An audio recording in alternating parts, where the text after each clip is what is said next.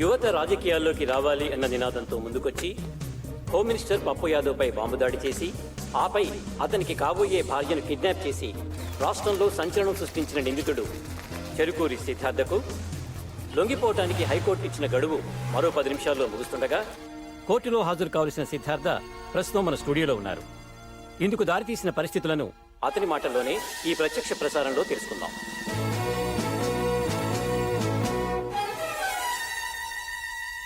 కోర్టులో మీ ముందు బోన్లో నిలబడాల్సిన నేను ఇలా టీవీ ద్వారా కనిపిస్తున్నందుకు క్షమించండి యువర్ ఆనర్. నేను కోర్టుకు వచ్చేలోగానే నిజాన్ని చంపేయడానికి పప్పు యాదవ్ తన మనుషుల్ని పురమాయించాడు. ఇలాంటి పరిస్థితుల్లో న్యాయం చచ్చిపోకూడదనే ఉద్దేశంతో విచారణ వీడియో కాన్ఫరెన్స్ ద్వారా జరపమని వేడుకుంటున్నాను. ప్రొసీడ్. 2001 సవరణ దృష్టిలో పెట్టుకుని నాకున్న విశేష అధికారాలతో అనుమతిస్తున్నాను. మీరేం చెప్పదలుచుకున్నారు? శ్రీశ్రీ గారు అన్నట్టు ఈ దేశం ఎముకలు కుళ్ళిన వయసు మళ్ళిన సోమరపోతులది కాదు, మాది. ఈ దేశం స్విస్ బ్యాంకులో డబ్బులు దాచుకోవటానికి దేశాన్ని తాకట్టు పెట్టే రాజకీయ నాయకులది కాదు, మాది. ఈ దేశం పోలీసుల చేతిలో ఉండాల్సిన తుపాకుల్ని ఫ్యాక్షనిస్టుల చేతిలో పెట్టి రౌడీ రాజ్యం చేయిస్తున్న హత్య రాజకీయవాదులది కాదు, మాది. ఈ దేశం తండ్రి చేస్తే కొడుక్కి, భర్త చేస్తే భార్యకి, అన్న చేస్తే తమ్ముడికి సీట్లు ఇచ్చే అవకాశవాద పార్టీలది కాదు, మాది. మా యువతరానిది. అని ఎలాంటి భూమి మాకు అప్పచెప్పాలనుకుంటున్నారు? రెండో ప్రపంచ యుద్ధంలో అణుబాంబులు పడిన తర్వాత పనికి రాకుండా పోయిన హిరోషిమా నాగసాకి లాంటి భూమిన? కురుక్షేత్ర యుద్ధం తర్వాత ధర్మరాజుకు వచ్చిన నెత్తటి భూమిన? వద్దో, మాకొద్దు. మాకు సుజలాం సుఫలాం సస్యశ్యామలంగా కనిపించే భారత భూమి కావాలి. ఆ భూమి మాకు మిగలనిస్తారా? విదేశీయులకు అమ్మేసి మా నేల మీద మమ్మల్ని పాలేరం చేస్తారు. ఒకప్పుడు చేలో వరేస్తే ఇంత ఆదాయం వస్తుందని, పళ్ళ తోటలైతే ఇంత లాభం వస్తుందని అందరూ ఆశపడేవారు. రాజకీయాల్లోకి వస్తే దిమ్మ తిరిగిపోయే ఆదాయం వస్తుంది అనుకుంటున్నారు. ఒకప్పుడు పోలీసులను చూస్తే సామాన్యుడికి భయం, ఇప్పుడు పొలిటికల్ లీడర్స్ని చూస్తే పోలీసులకు భయం. రౌడీలు, గూండాలు చేరి రాజకీయాలను రణరంగంగా మారుస్తున్నారు. సామాన్యులు రాజకీయాల్లో అడుగు పెట్టాలంటే భయపడుతున్నారు. ఇలాంటి పరిస్థితుల్లో ప్రజలకు సేవలు చేయాలనుకునే విద్యార్థులు, మేధావులు, సంఘ సంస్కర్తలు ఏ ధైర్యంతో రాజకీయాల్లో అడుగు పెడతారు? ఈ దేశాన్ని ఎవరు ముందుకు నడిపిస్తారు? తన జీవితం ప్రజాసేవకి అంకితం అంటూ బిడ్డలను కూడా కనకుండా కడదాకా ప్రజాసేవకి అంకితమైన ఒక పుచ్చలపల్లి సుందరయ్య కావాలి. కట్టు బట్టలు తప్ప కార్లు, మేడలు ఆశించిన ఒక వావిలాల గోపాలకృష్ణయ్య కావాలి. ఈ దేశానికి 2 సార్లు ప్రధానమంత్రిగా పనిచేసిన సొంత ఇల్లు కూడా సంపాదించుకొని గుల్జారీలాల్ నందా కావాలి. శ్యామ్ ప్రసాద్ ముఖర్జీ, బిఆర్ అంబేద్కర్, లాల్ బహదూర్ శాస్త్రి, అబుల్ కలాం ఆజాద్, కామరాజ్ నాడార్, ప్రకాశం పంతులు, వీళ్ళు కావాలి.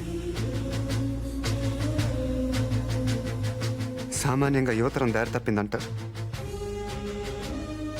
నిజానికి దారి తప్పింది రాజకీయం. దాన్ని యువతరం దారిలోకి తెచ్చుకోవడానికి చేసిన ఈ ప్రయత్నం మాది యువర్ ఆనర్. ప్రస్తుత రాజకీయాల్లోని లోపాలను ఎత్తి చూపించావు, కానీ నువ్వు చేసిన పని ఎలా సమర్థించుకుంటావు? నేను జైలు నుంచి పారిపోయి ముళ్ళును ముళ్ళుతోనే తీయాలని తీవ్రవాదం కాలేదు.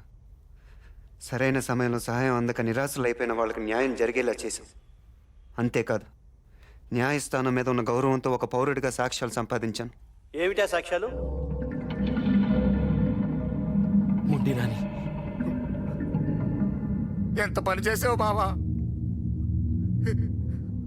నీ కళ్ళలో ఆనందం చూడాలనుకుంటే నా కళ్ళలో చావు చూడాలనుకున్నావు. నిన్ను కాదట చెల్లి కోసం నువ్వే కావాలనుకున్నాను. నీ బామర్తినే తింటుతో చంపేస్తూ ఎన్ని చేశాను బావ నీ కోసం. ఈ స్టూడెంట్ కుర్రాల్ని అడ్డం తొలగించాలని నీ మీద బాంబు వేసినట్టేసి నిన్ను కాపాడి వీళ్ళే చేశారని బొక్కలు తోహించాను. నీ మీద అనుమానం రాకూడదని ఎన్నోసార్లు జైలుకి వెళ్ళారు, దాక్కున్నాను. సిద్ధార్థ వాళ్ళ స్నేహితుల వల్ల ప్రజలకి ఎంత మంచి జరిగిందో ప్రత్యక్షంగా చూడగలిగాను. అంతేకాదు పప్పు యాదవ్ లాంటి రాక్షసుడి బారి నుండి ప్రజలే కాదు, నాలాంటి అమ్మాయి కూడా రక్షించబడినందుకు, నాకు వాళ్ళ ఆశయంలో పాలు పంచుకునే అవకాశం కలిగినందుకు ఆనందించడమే కాదు, గర్వపడుతున్నాను కూడా. ఎన్నికలప్పుడు జరిగిన బాంబ్ బ్లాస్టింగ్ కేసులో సిద్ధార్థని అతని మిత్ర బృందాన్ని నిర్దోషులుగా భావిస్తున్నాం.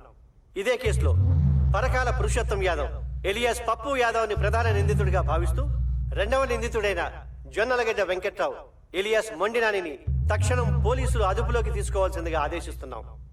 ఇకపోతే సిద్ధార్థ జైలు నుంచి తప్పించుకోవటం, వరలక్ష్మిని కిడ్నాప్ చేయటం అతను చేసిన నేరాలు. ఈ కేసులో అతనికి బెయిలిస్తూ తదుపరి విచారణకి ఆదేశిస్తున్నాం.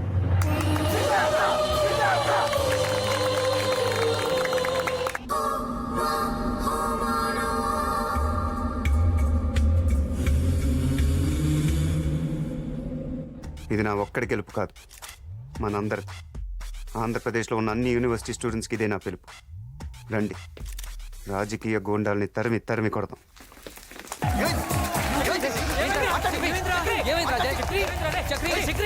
ఏం జరిగింది తెలీదు. Blood, oh my god. Ambulance ambulance phone చేయండి.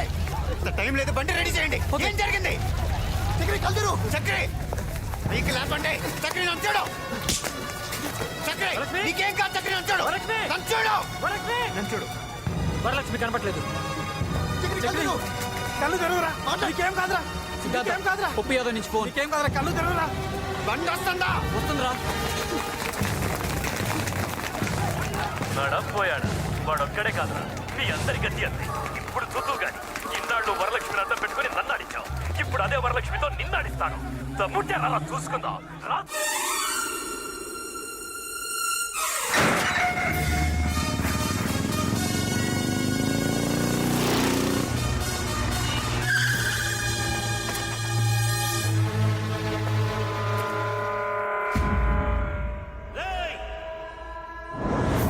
వాడి ప్రాణాలు పైకి పోవాలి కానీ వాడు ప్రాణాలతో పైకి రాకూడదు. ఏసైండ్రా. ఏంటే నీ బొంగులో ధైర్యం? నిన్ను పాడు చేయలేనా? వాణ్ణి చంపలేనా? సరే, వాణ్ణి చంపి వాడి శవం సాక్షిగా మనం శోభనం చేసుకుందాం.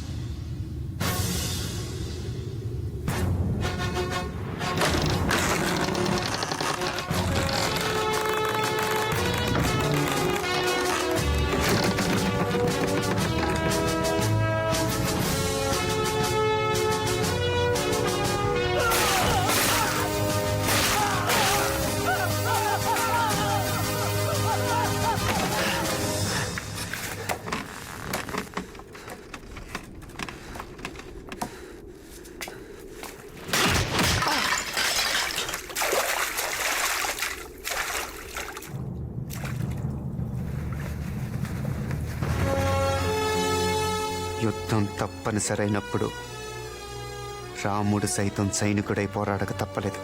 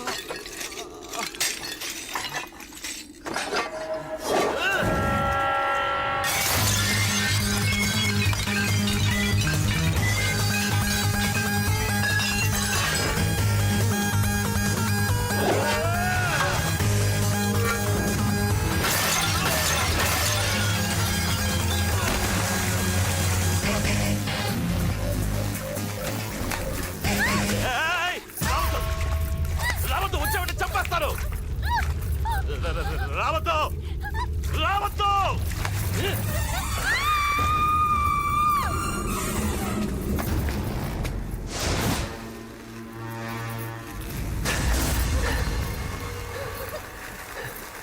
నువ్వు చస్తావు రాయ్, నువ్వు చస్తావు.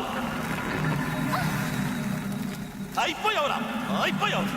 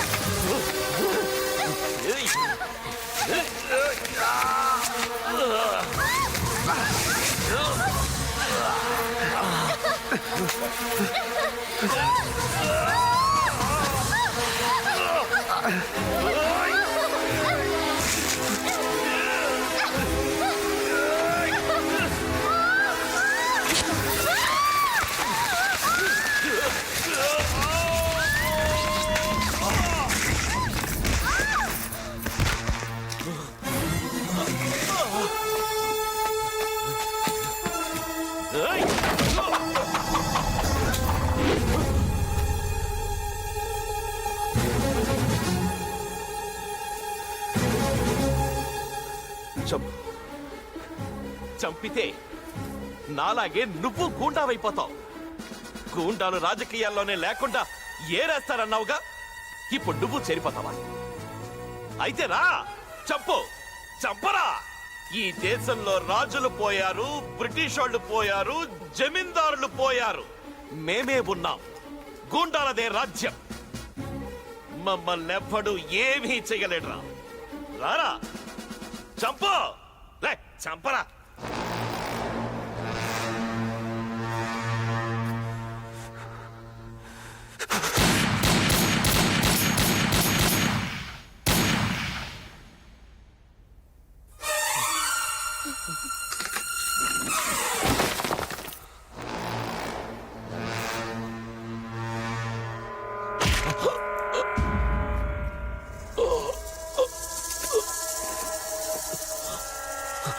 నా చేతిలో ఆయుధానిది, నన్నే పొడుస్తావురా? పాములతో ఆడుకున్నవాడు పాము కరిచి చేస్తాడంట. నీది అదే చెప్పు. నాకు చేసిన ద్రోహానికి ఇదే నీకు శిక్ష. ఇన్నాళ్ళు బామర్తిని ప్రేమగా పిలిచావు.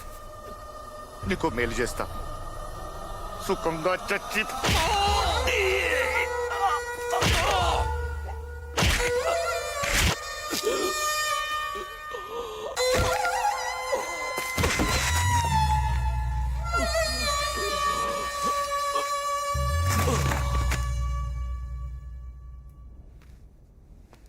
శత్రుశేషం ఉండకూడదంటారు. నా బావ కాదు, నువ్వు శత్రువు. నా బావని నేను చెప్పేశాను. నువ్వు బ్రతుకుంటే నా జాతే ఉండదు.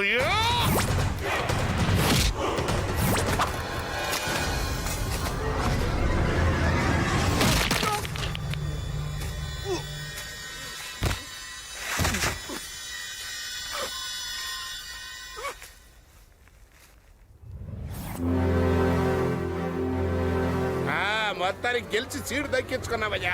కంగ్రాచులేషన్స్. ఇది నీకయ్యా. వద్దా? సర్లే, మీ పాచు గోల పిల్లకాయలు ఏం బీగుతారనుకున్నా కానీ మరి మొట్టికాయ వేసోళ్ళ అన్నట్టు ఇదిగో లింగులుడికిమంటూ ఈ పిల్లకాయ ఒక్కడు అసెంబ్లీలో ఏం బీగుతాడు కానీ అని మా పార్టీలో చేర్పించేసేయి. ఖాళీగా ఏముందబ్బా? ఒక డిప్యూటీ మినిస్టర్ ఖాళీగా ఉన్నోళ్ళ అది పడేస్తా.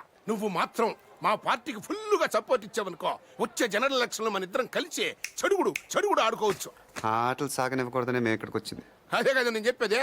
ఒంటికాయ చొంటి కొమ్ముగాడు ఈడిపీసేదే ఉంది లోపల. మీ అసెంబ్లీలో ఎన్ని సీట్లు? ఓ అట్ట చేతులు ఆడబాకవయ్యా. నేను సీఎంనయ్యా. ఆ మాత్రం నాకు తెలవదా ఏంది? 294 కదా. ఎలా లెక్క పెడతారు? ఎలాగేముంది? 1 2 3.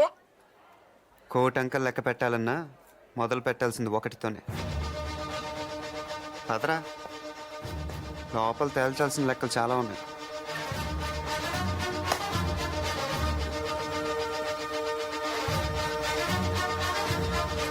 కలుద్దాం.